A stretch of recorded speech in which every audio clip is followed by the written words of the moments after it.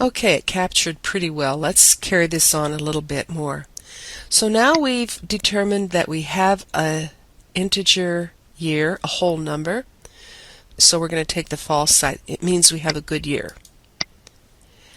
The next thing we might want to check is if the year is greater than the current year.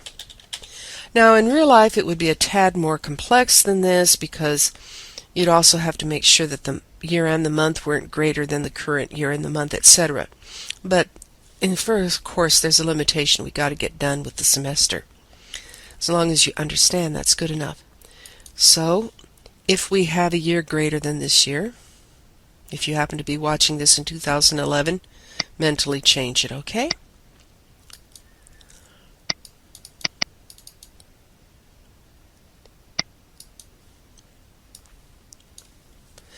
I'm going to force them to enter it again. I'm going to give them a decent prompt.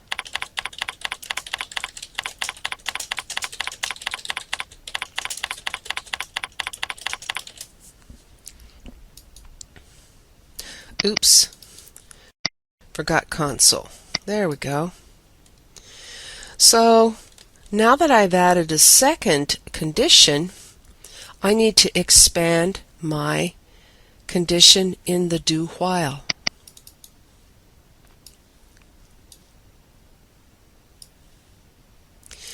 The do while says do this internal set of code as long as this bad thing is happening.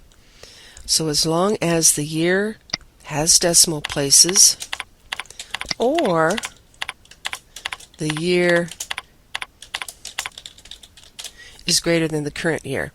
Now I recommend that you get used to putting the conditions inside parentheses. When you go to other languages, some of them require a character around it, braces or brackets or parentheses.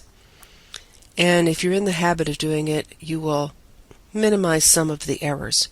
When I took 1400, this was my biggest error because I did not need to use these in COBOL. And so I was always forgetting them. Easy fix, always ran the second time, but it was annoying. So practice for you. Let's test it. Oh, what shall we do? Do we have to do the first error? No. 2012. Year cannot be in the future. Retry. 1999.9. Year must be a whole number. Retry. 1990. I guess it would be nice to have an output over here.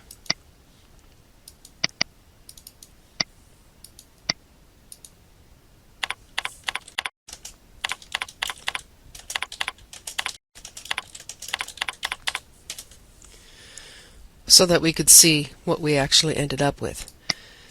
Okay, let's zoom down a little bit. We have the third situation where the year is too small. What shall our arbitrary year be? We did 1920 in the class.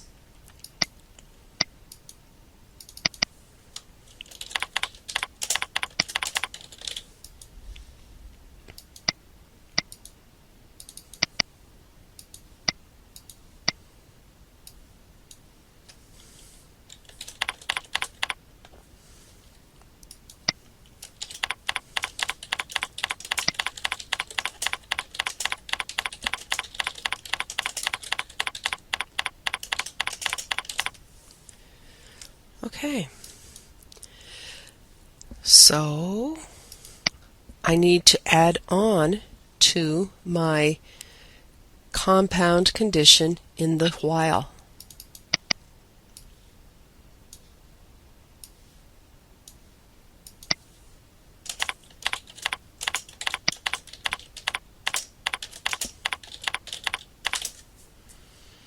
Like so. Let's test it again. Hopefully you can imagine what you're seeing off the screen to the right, okay? Enter year you were born. 1900. Year cannot be before 1920. Now what happens if I go 1909.9? Notice that it picks up the first condition.